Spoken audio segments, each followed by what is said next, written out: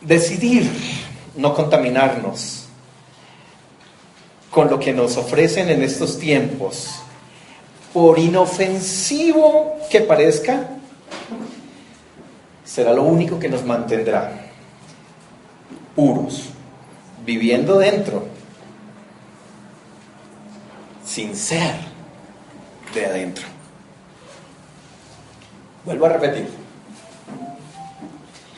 Decidir no contaminarnos con lo que nos ofrecen en estos tiempos, por inofensivo que parezca, será lo único que nos mantendrá puros, viviendo dentro, pero sin ser de los de adentro. Las decisiones son un ejercicio de la voluntad, ¿verdad? Las podemos tomar ejerciendo nuestra autodeterminación o las podemos tomar siendo manipulados. Lo único cierto es que debemos tener claro que de las decisiones, sean las que sean que tomamos, siempre tendremos que enfrentar consecuencias. Siempre. Rubén Blades, el famoso cantante de música salsa que la hace con un sentido social, en una de sus canciones más famosas, que precisamente se llama Decisiones, elabora 3 historias donde la vida en esas 3 historias está en juego por haber tomado una mala decisión. La primera que él elabora es la de la ex señorita, que ya no es señorita. Mientras en la clase de geografía la profesora habla de Turquía, ella está pensando en su problema. ¡Ay, qué dilema! ¿Por qué? Porque probablemente está embarazada. Y mientras con el novio discuten cómo le van a informar a sus padres, el novio piensa en otra solución, es decir, un aborto provocado. Pero de todas maneras deciden esperar, porque esperar es mejor, a ver si la regla viene. Y obviamente que no va a venir. Y entonces, en el fondo, la decisión es una decisión que genera muerte. Por otro lado, la otra historia que también es muy fascinante, dice que el vecino que vive en la casa de alquiler se ha fijado en la vecina y de la manera más vulgar y descarada le ha propuesto una aventura a lo Casanova. La vecina, que no es boba, se lo cuenta a su marido y el marido decide, cómo no, vamos a enfrentar al atrevido. Y entonces se prepara con un bate de béisbol y cuando se ponen de acuerdo la señora lo llama y el vecino se perfuma y sale con ropa limpiecita que su esposa le ha lavado y se va al encuentro con la señora. Y cuando llega le dan una golpiza con ese bate de béisbol que probablemente su vida corre peligro. Decisiones que se toman. Ahora, lo interesante de la canción es el coro. ¿Recuerdan el coro? No. Decisiones cada día. Alguien pierde, alguien gana, Ave María. Decisiones cada día. Salgan y hagan sus apuestas. Se la saben, ¿no? La recuerdan. La historia, la última historia de la canción también es muy bonita porque enfrenta otro momento decisivo en la vida. El borrachito, ¿no? El borrachito que cree que el alcohol no le afecta los sentidos, ¿no? Y entonces coge ese carro y a 1000 por hora se traga el semáforo y ¡pah! Allá queda estortillado. Las decisiones, hermanos, de las decisiones está la vida o está la muerte. Todos ellos tomaron decisiones que los hicieron 10 veces peores seres humanos. Hoy yo les voy a hablar de cómo tomamos decisiones que más bien nos hagan 10 veces mejores. Pero especialmente esas decisiones cuando estamos metidos en la boca del lobo. Porque es que decidir sin presión no es problema. Decidir sin presión no hay ningún inconveniente. Pero decidir cuando estamos bajo presión, cuando estamos en un momento determinante, ahí sí que las decisiones tienen peso. Eso fue lo que le pasó a Daniel. Daniel tuvo que decidir, pero decidir en un momento muy significativo. Llegaron los niños, amor. Tú tienes clase preparada para los niños, ¿no? Entonces los niños es mucho mejor que aprendan en su idioma, que aprendan en su lenguaje, y Astricita tiene clase preparada para ellos. Entonces hay refrigerio además para ellos, entonces que vayan y en su ambiente puedan aprender la palabra del Señor. Ustedes saben que lo que los niños reciben en este tiempo, lo que los niños reciben en estas edades, nunca lo van a perder. ¿Recuerdan el proverbio? Guía al niño, instruye al niño en su camino, y aun cuando fuere viejo. Muy bien. Entonces, estamos hablando de decisiones el día de hoy, y hemos visto las decisiones de la canción de Rubén Blades, las decisiones que nos hacen 10 veces peores seres humanos. Pero a través de Daniel vamos a ver decisiones que nos hacen 10 veces mejores seres humanos. Para que, aunque estemos dentro, vivamos fuera de ese sistema de valores. La historia del capítulo 1 de Daniel básicamente nos cuenta cómo jóvenes, inicialmente en la primera deportación que hizo Nabucodonosor de Jerusalén a Babilonia, se llevó a las familias distinguidas, se llevó a las familias reales. Y le dijo a su jefe mayor, al jefe de Estado mayor, le dijo: mire, de estos familias que llegaron, llaman unos jóvenes para prepararlos por 3 años. Entonces es como una carrera universitaria, ¿no? Para prepararlo por 3 años e instruirlos en el conocimiento de la literatura babilónica, pero también para instruirlos en toda forma de ciencia, de conocimiento, de buen juicio, y que sean aptos para servir en el palacio real. Hasta ahí uno dice: pues qué chévere, ¿no? Vivir en el palacio real. ¿Usted no quisiera estar por ahí una temporadita en la casa de la niña?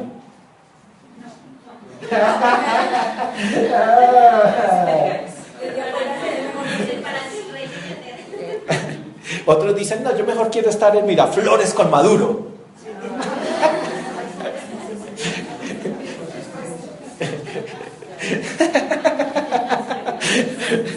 Entonces, vivir en el palacio del rey hasta ese momento de pronto no significaba tanta amenaza.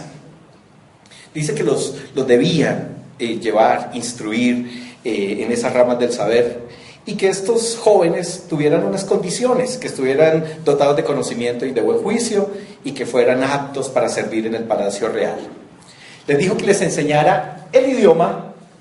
¿Qué idioma se hablaba en Babilonia en ese momento? El caldeo. Después, más adelante, años más adelante, van a hablar el arameo. Pero en ese momento era el idioma de Babilonia. Y además, que los instruyera en la literatura de Babilonia. Hasta ahí vamos bien. El rey, además, dice: ¿saben? A esos muchachos que van a instruir con esas características, les vamos a dar de la comida que yo mismo como. Ellos van a estar en mi mesa, donde se discuten las decisiones más profundas del mismo reino de Babilonia. Ellos van a estar allí. En la traducción viviente dice que esa comida salía de su propia cocina. Es decir, de alguna manera y mucho más coloquial, los iba a hacer parte de su familia, de su casa. ¿Con quién comparte uno la comida? ¿A quién invita usted a comer? A los más cercanos, evidentemente. Entonces, estos muchachos tienen que vivir ahora esa situación. Tenemos una problemática con el libro de Daniel, que espero sea problema para ustedes, sino que por el contrario la aprendamos a capitalizar. Daniel fue escrito bajo una clave literaria que nosotros conocemos como apocalíptica. Este libro, todo el libro, pertenece al género apocalíptico. La apocalíptica se desarrolló entre los años 200 y un poquito antes de la venida del Señor Jesucristo. Casi todos los documentos allí se escribían bajo esa clave y tenían un sentido. ¿Cuándo se escribía en apocalíptica? Cuando había amenaza para el pueblo, cuando el pueblo tenía que vivir bajo la amenaza constante y el abuso constante de un imperio, pero además la apocalíptica se escribía cuando el pueblo estaba contaminándose y perdiendo el norte de su fe. Y no podían decir abiertamente, venga, porque si estamos ubicados correctamente, como la mayoría de estudiosos no lo enseñan, en este momento histórico del pueblo de Israel, el imperio griego, con Antíoco IV, estaba en la plenitud de su gobierno en Israel. ¿Qué ofrecían los griegos que contaminaban a los hebreos? Filosofía, que reemplazaba a las sagradas escrituras. Entonces Daniel, el autor de Daniel, aprovecha estas historias que habían pasado muchos años atrás y dice: al pueblo tenemos que ayudar para que se libere, para que se limpie, para que se proteja. Tenemos que ayudar al pueblo para que haga resistencia a estos valores y no se contamine. Y entonces Antíoco fue terrible, hermanos. ¿Saben qué hizo este personaje, este rey? Tomó un cerdo, porque hubo una revuelta macabea.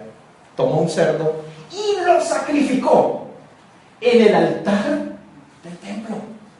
Ustedes saben qué implica que a un judío le sacrifiquen un cerdo en su altar.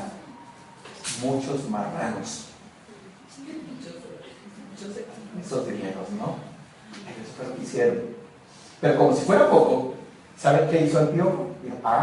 Entonces como que no se quieren someter a adorar a los dioses griegos. Pues si no se quieren someter a adorar a esos dioses griegos, pues ahora lo vamos a hacer mucho más visible. Y construyó una estatua de él mismo con el rostro de cerdos. Y cada persona que pasara por el frente de la estatua tenía que adorarla. ¿No les parece una historia como muy parecida a la que Nabucodonosor en el capítulo 4 mandó hacer? Luego vamos a hablar de eso. Solo les estoy diciendo entonces que detrás de este capítulo 1 hay un mensaje encriptado, porque la apocalíptica tiene esa facultad, encriptar mensajes para que llegue al auditorio. Y podemos pensar, ¿y por qué no se lo dijeron directamente? Pues habían matado a todos los directivos y a todos los dirigentes, tanto gobernantes como miembros del Sanedrín, y a los fariseos y a los escribas. Los habían desbaratado, los había destruido el imperio. Por eso este texto se tenía que escribir en esa clave y esconder los mensajes allí. Básicamente, ¿qué nos está diciendo entonces Daniel a partir de esta historia del capítulo 1? Nos está diciendo que la única manera de pasar los momentos más complicados en medio de amenaza y en medio de seducción de poderes que están allí alrededor nuestro es tomando decisiones radicales. Los judíos estaban deslumbrados, una facción por la filosofía griega, otra facción decía, pues nosotros nos vamos a resistir, y entonces se hacían macabeos, que era un grupo guerrillero, o se hacían celotes, que era otro grupo guerrillero. Y al enfrentarse los dos grupos, pues los acabaron, tanto los griegos como los romanos les dieron una tunda terrible, y muchos de los jóvenes de Israel, escuchen, por eso esta historia es de 4 jóvenes, muchos de los jóvenes de Israel decían, yo me arriesgo y por el pueblo de Israel y por mi Dios me regalo para ser un guerrillero celote, para ser un guerrillero macabeo. ¿Y qué terminaba pasando con estos muchachos? El imperio los aplastaba.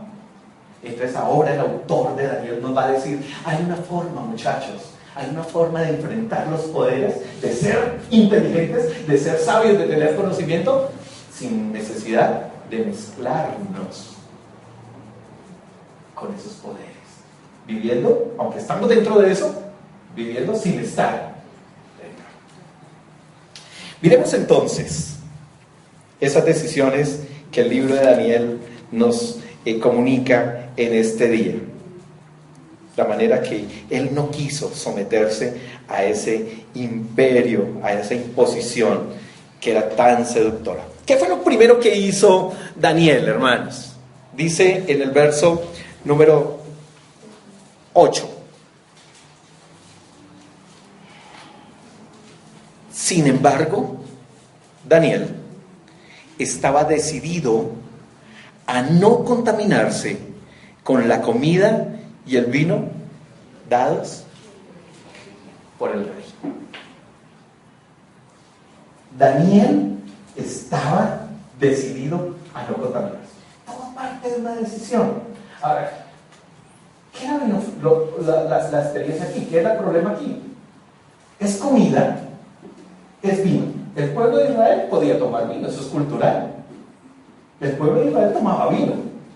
El pueblo de Israel comía diferentes comidas. Había algunas comidas que ritualmente eran impuras, pero sí se dan cuenta que el texto no nos está diciendo que el rey les mandó a que comieran cerdo, o a que comieran pescado sin escamas, o a que comieran animales de casco y no de pezuña. No. El libro de Daniel no nos está diciendo eso. ¿Cuál es el problema entonces aquí?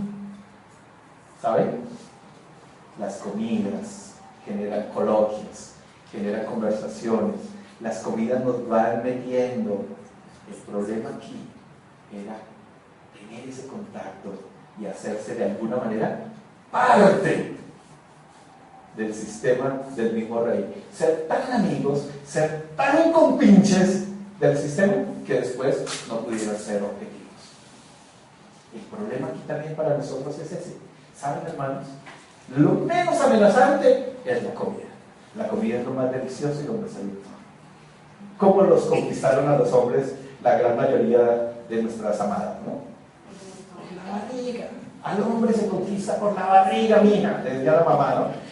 Nos daban lo mejor. Uy, no, yo vuelvo a visitar a la suegra. Yo vuelvo a visitar porque es que la doña va a cocinar. Qué cosa más rica. La comida es menos inofensivo y va siendo seducción. Y llega un momento en que participo de todos los diálogos, participo de todas las porquerías que alrededor de esa mesa, donde el rey comía y yo comía, iba también a terminar siendo lo mismo.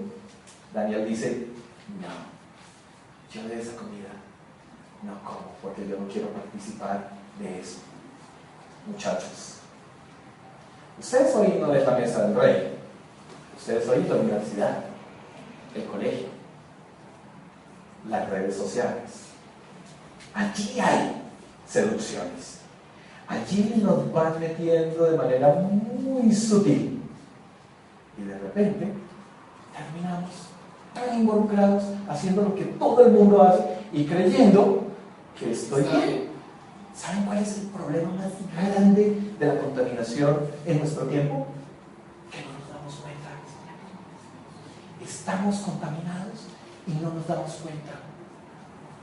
Por eso todo parte de una decisión. Tengo que estar ahí, pero no soy de ahí. Estoy dentro del sistema, pero no participo de ese sistema. Eso fue lo que Daniel hizo. La primera decisión que él tomó es: no me voy a contaminar. ¿Saben? Les cambiaron los nombres. Cambiar el nombre a una persona era desnaturalizarlo completamente, era quitarle su cultura, era quitarle sus valores, era quitarle la fe. ¿Qué nombre le pusieron? Nombres babilónicos. ¿Y saben con qué están relacionados esos nombres que les colocaron? Con dioses caldeos, con dioses babilónicos. Y a pesar de eso, a pesar de la manera como estos jóvenes tuvieron que enfrentar otra literatura que no era la de ellos, otra lengua que no era la de ellos, una sabiduría esotérica como lo vimos en el capítulo 2 cuando lo predicamos, de brujos, de hechiceros, de magos, de astrólogos, mucho de eso que tuvieron que vivir, Daniel decidió iba a contaminar. Especialmente para los muchachos, pero también para todos, porque en nuestros trabajos nosotros tenemos que vivir también contaminación. A veces usted abre el correo y de la manera menos inofensiva, un simple link termina llevándolo a donde usted no quiere. Vivimos contaminados, vivimos en medio de contaminación, pero la decisión es mía. Si me quiero hacer parte de eso y contaminar con eso, o si definitivamente, como Daniel, es una decisión del corazón, no me voy a contaminar. Que cuando terminen esos 4 años de universidad, tú hayas pasado por esta universidad y hayas podido decir con certeza, así, pero la universidad no me sometió a los valores que allí estaban. Mi fe triunfó, pero es una decisión tuya. Lo mismo para mi hija, que se va un tiempito a estudiar, donde papá y mamá no la van a poder cuidar. Pero el punto es, si tú decides desde aquí, desde tu fe, desde la palabra de Dios, que no te vas a contaminar, no te contaminarás. Pero si lo tomas deportivamente, te dejas ir metiendo a la mesa del rey, te dejas ir dejando seducir por los alimentos, porque la comida entra por los ojos, no. Entonces la comida se pone muy bonita. Si nosotros dejamos que nos vaya llevando, terminamos contaminados y a veces sin ni siquiera darnos cuenta. Pero ¿saben? A veces en nuestro trabajo, alteremos esto. Pues pongamos un datico más allí. Al fin y al cabo, ¿quién se va a dar cuenta? La contaminación está ahí. Ahí. Pero la decisión es mía.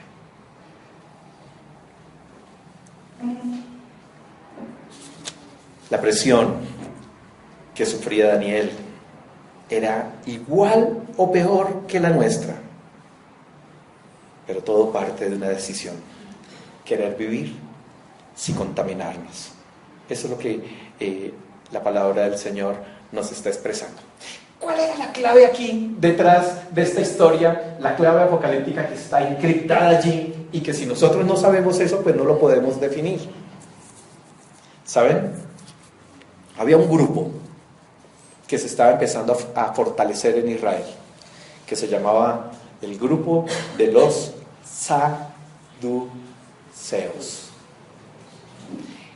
¿Qué era el grupo de los saduceos? Habían tomado toda la filosofía griega y habían tratado de hacer teología con los textos sagrados y estaban contaminando la fe de Israel.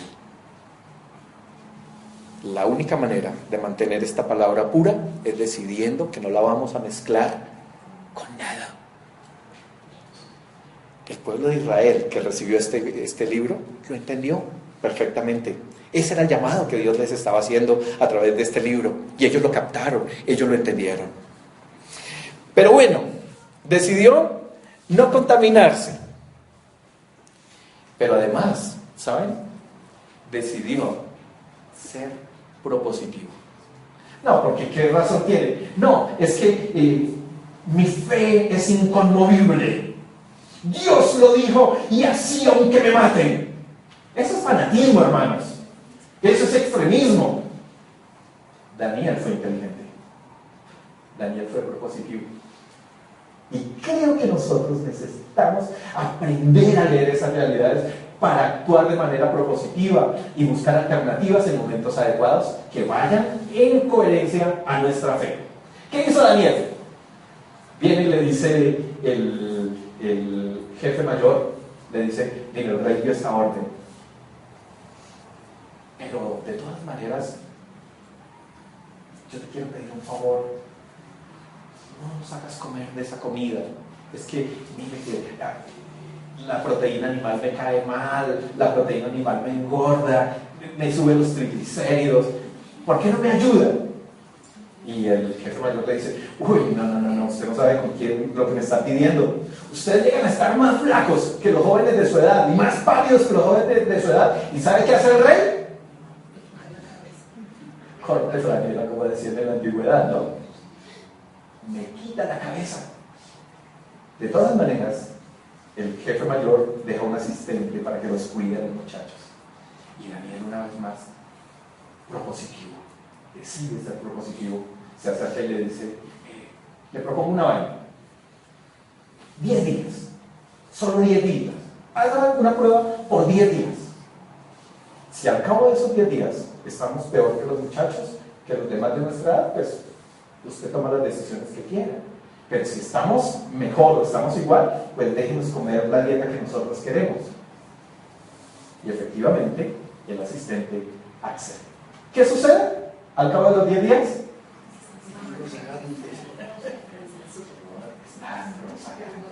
Están mejor. Entonces, si ven, hermanos, lo que dicen las dietas de hoy en día tienen algo de sentido. Proteína vegetal y agüita. Doña Martica no le saca el cuerpo a la proteína vegetal. Proteína vegetal. Proteína vegetal y agüita. Y terminan mucho más rozagantes, mucho mejor que los otros. Creo que cuando se trata de contaminación, nosotros necesitamos ser propositivos, pues no nos podemos salir del mundo, ¿verdad? Entonces, los amigos, no, que hay una reunión con unos amigos, van a ir unas niñas divinas. ¿Qué voy a proponer para no contaminarme? ¿Qué voy a proponer? Mira, yo los puedo acompañar solamente media horita porque tengo algo más importante y además a mí no me gusta el trago. Estamos dentro, pero no somos de adentro. O el compañero de trabajo, uy, hermano, descubrí la manera de hacer el chanchullo de la vida. Aquí nos vamos a hacer nuestro agosto. Mira, es una decisión tuya, que estás haciendo es incorrecto y no me parece. Yo no me voy a someter a esa situación. No está bien. Más bien te propongo algo. ¿Por qué más bien no trabajamos otras horitas extras? ¿Por qué más bien no vienes conmigo a la iglesia? ¿Por qué no vienes a mi grupo en casa y yo te enseño la fe? A ver si te sacamos de esa experiencia. Seamos propositivos. No simplemente nos escandalicemos y fanáticos allí. Usted es un ladrón y merece cárcel y lo voy a denunciar. Eso es fanatismo, hermanos. Eso no soluciona nada. Pero si proponemos alternativas, seguramente vamos a lograr transformaciones. ¿Cuál es la clave apocalíptica en esta decisión? ¿Cuál era la clave? Si se dieron cuenta que por alguna razón surge el número 10 como 5 veces en ese momento. 10 días, al cabo de 10 días, después de los 10 días vino, y 10, y 10, y 10, y después el rey, cuando los ve, dice que los encontró 10 veces mejores que todos los demás. La clave apocalíptica que está tratando de trabajar el autor de Daniel aquí es, probablemente esto sea una década, probablemente esto que estamos viviendo nos lleve a una década, pero una década de resistencia, una década decidiendo no contaminarnos, no es una eternidad, ¿verdad? Y efectivamente, en 10 años, la vida de Antíoco terminó como todos los gobernantes déspotas. Y el pueblo de Israel ya no estaba bajo el yugo griego, sino ahora en el yugo romano, que por lo menos no les exigía adorar sus dioses y les respetaron su religión.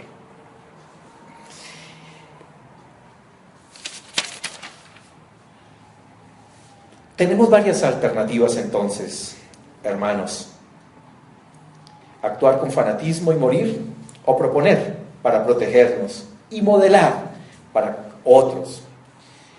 Esto es posible y de esa manera podemos vivir inteligente, sabiamente.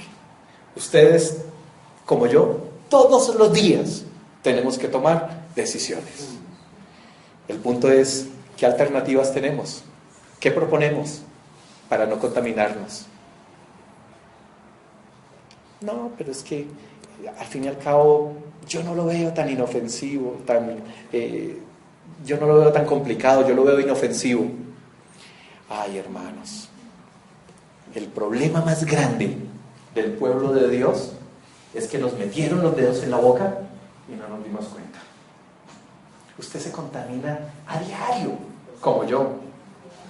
A diario.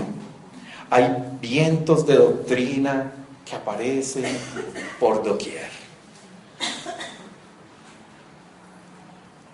Hay diferentes sistemas que nos llevan. Bueno, pero al fin y al cabo lo importante es la salud. Dios está con la salud y Dios quiere que todos seamos sanos.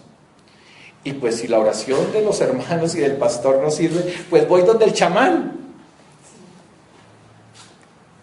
Lo hacemos con una facilidad tan impresionante.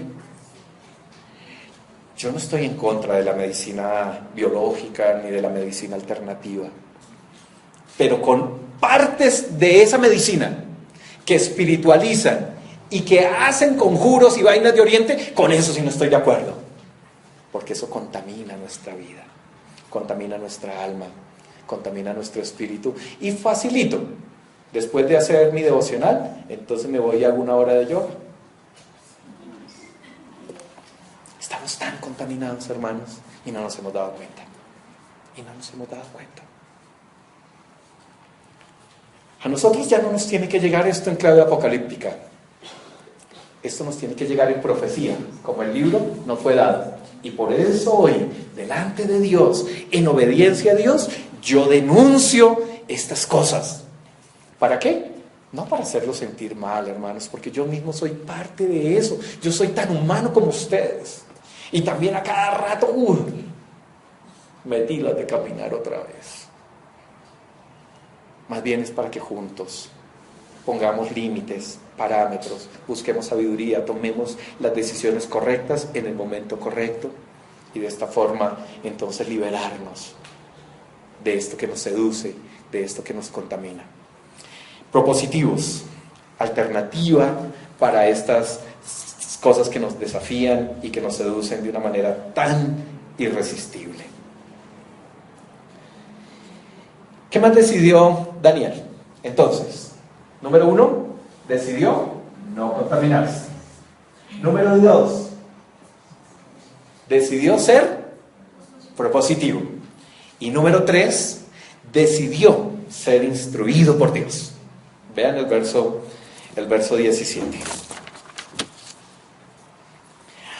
A estos 4 jóvenes, Dios le dio aptitud excepcional para comprender todos los aspectos de la literatura y la sabiduría. Y a Daniel, Dios le dio la capacidad especial de interpretar el significado de visiones y sueños. ¿Qué nos había dicho Nabucodonosor cuando le ordenó a su jefe mayor que le reclutara a estos muchachos? Que les enseñara literatura, que les enseñara ciencia, que les adiestrara en toda sabiduría. Y claro, a Daniel le tocó aprender eso. No tuvo opción. Él no pudo elegir el pensum que quería. Le tocó asumir lo que Nabucodonosor dijo. ¿Pero de quién se fue a instruir? De Dios. Hermanos, el mundo nos propone eso. Usted va a un trabajo y no es lo que usted quiera hacer. Usted va al trabajo y es lo que el jefe le diga que tiene que hacer. Pero de ahí a hacer lo incorrecto, ahí a dejar que su alma se contamine, estamos lejos.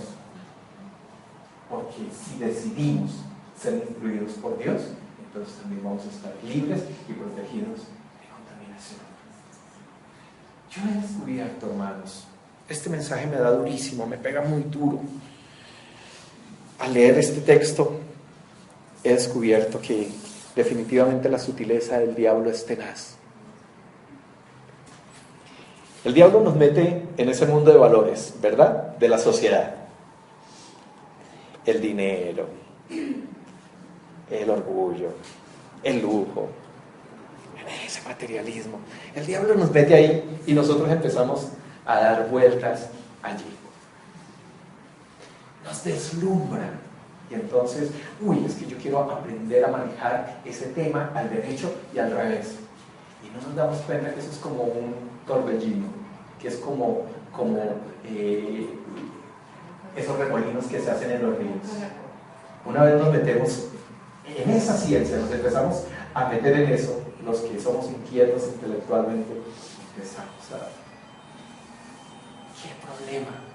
Llega un momento determinado en que estamos tan embaucados de eso que creemos que eso es más poderoso que la misma palabra de Dios. Seamos instruidos por Dios. ¿Saben? Cuando Dios nos instruye, mis amados hermanos, comprender los aspectos que necesitamos se va a traducir en capacidades dadas por Dios, no por nuestros diferentes métodos o capacidades humanas. Las capacidades humanas nos llevan a vivir alrededor. Las capacidades que Dios nos da virtudes y nos da dones para poder ayudar a otros que están a nuestro alrededor. Entonces, hermanos, ¿por quién quieren ser instruidos? ¿Vamos a seguir siendo instruidos por el mundo y participando de todos los valores que el mundo nos da? ¿O vamos más bien a ser humildes y vamos a decir, Señor, yo quiero aprender de ti y yo quiero ser instruido por ti? Si somos instruidos por Dios, vamos a tener capacidades y aptitudes especiales que solamente Dios nos puede dar. Dios nos provisiona de esas aptitudes excepcionales y de dones sobrenaturales que solo pueden venir de Él. Eso ni lo hace la experiencia, ni lo hace la academia, ni lo hacen los valores, ni la ética del mundo, ni la filosofía del mundo. Todo eso sí, de alguna manera nos da algunos elementos, pero ahí no está la instrucción que un hijo de Dios necesita. No lo podemos ignorar, pero no nos sometemos y no nos dejamos abusar por eso que el mundo nos propone. Esta era la clave apocalíptica que el Señor quería darle al pueblo de Israel. Esa era la clave. No se dejen deslumbrar por lo que hay a su alrededor. Más bien, vuelvan a ser instruidos por el único que garantiza la vida. De Dios viene lo mejor. Lo mejor que Él se puede reservar para que el mundo pueda tener una opción y vivir sin contaminación. Decidir ser instruidos por Dios es el camino para ser puros. Yo no sé si ustedes han escuchado ese dicho de los abuelos. El que camina entre la miel, pues no es así en los hijos de Dios. Si usted decide que nada se le pegue, nada se le va a pegar. Aunque ande entre la miel. Es su decisión. El rey Nabucodonosor mandó buscar lo mejor de lo mejor. Porque cuando se coge lo mejor, todo se contamina. Más fácil. Una vez que la contaminación entra por papá o por mamá, toda la familia se contamina. Una vez que la contaminación llega a los líderes de la iglesia, todo se contamina. Por eso no tenemos opción, hermanos. No tenemos opción. Tenemos que ser instruidos por Dios. Andar entre la miel sin que se nos pegue nada. Reflexionemos para terminar. ¿Cuál es el problema entonces de la iglesia? La ingenuidad. La ingenuidad. Creemos que estamos totalmente blindados y porque el Espíritu de Dios vive en mí, nada me va a pasar. O, como el Chapulín Colorado, que las antenitas de vinil empiezan a funcionar. Porque no es así, hermano. Precisamente, ¿a quién quiere contaminar el mundo? ¿A quién quiere contaminar el mal? A lo mejor. Pero cuando estamos allí, logramos soportar y logramos resistir y logramos pasar esa década, esos 10 años, cuando logramos pasar eso, entonces vamos a ser 10 veces mejores. Eso es lo que termina reconociendo Nabucodonosor. Versículo 20. Cada vez que el rey los consultaba sobre cualquier asunto que exigía sabiduría y juicio equilibrado, los encontraba 10 veces más capaces que todos los magos y los brujos del reino. Y entonces, en esa sutileza, ¿por qué nosotros tenemos que pensar?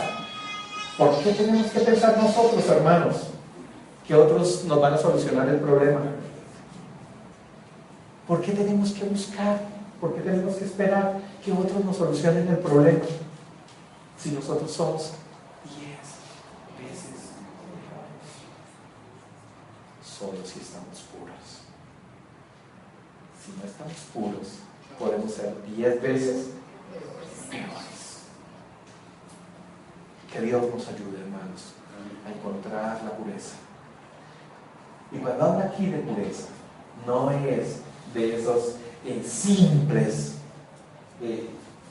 percepciones doctrinales que a veces se vuelven tan enfermizas. No es cómo nos vestimos, hermanos. A Daniel y a sus amigos, ¿qué creen que les pusieron? Ropa de Babilonia. Algunos autores incluso piensan que hasta su identidad la cambiaron porque los hicieron eunucos. ¿Saben qué es eunucos todos? Los castraron. Les cambiaron su idioma, pero no se dejaron contaminar. A veces escuchamos a nuestros chicos en una jerga. O sea, qué impresionante cómo están de seducidos, cómo se han dejado contaminar, cuando podemos ser 10 veces mejores. A veces los vemos con unas pintas. Dice, ay, no, a estos niños sí definitivamente los vistió el enemigo. Se dejaron seducir, se dejaron contaminar cuando pudieron tener vestidos decorosos, sin ser mojigatos. Porque estamos en medio de esa sociedad. El problema de la iglesia, mis hermanos, es que decimos contaminación solamente a lo moral. Solamente pensamos que contaminación tiene que ver con lo sexual. No. Todo lo que me saque del camino, todo lo que me separe de Dios, es contaminación. Y tenemos que aprender a discernirlo para atacar el problema en su momento. Mucho cuidado, hermanos. Este es un mundo muy seductor.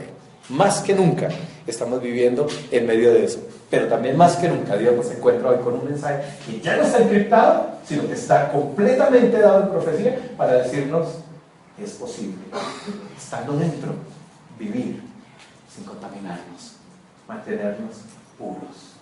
Y de esta forma, entonces, hacer que cada día nuestro corazón esté aplicado al conocimiento, a la sabiduría, y a invocarnos, a hacernos mucho más cercanos a la comunión con Dios.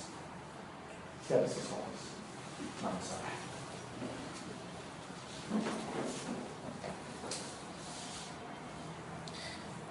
Quisiera animarles, hermanos, a que nos sinceremos delante de Dios en esta mañana.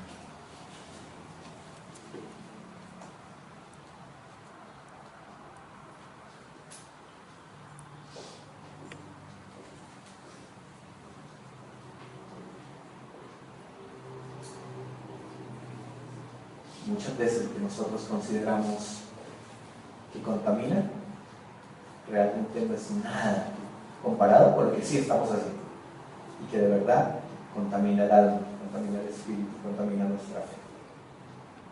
Hay un llamado de Dios el día de hoy a ser puros, a vivir donde nos tocó, sin ser como ellos. Que ellos se conviertan a nosotros y no nosotros a ellos. Pero todo parte de una decisión. Solo es una decisión. Quiero responder a la palabra del Señor. Este es un buen momento para que lo haga, y hágalo en voz alta para que toda la comunidad se edifique con lo que usted ha recibido de parte de Dios en esta mañana. Quizás sea salir de un lugar donde ya definitivamente la podredumbre nos corrompió. Quizás sea salir de una experiencia de abuso que hemos soportado por años y ha contaminado nuestro espíritu y nos robó la paz. Quizás sea huir de ese lugar, de la seducción, huir de ese lugar donde estamos esclavizados, atrapados. Y no hay una forma diferente a una decisión radical. Yo decido no contaminar. Adelante, hermanos, respondan al Señor, respondan a su palabra.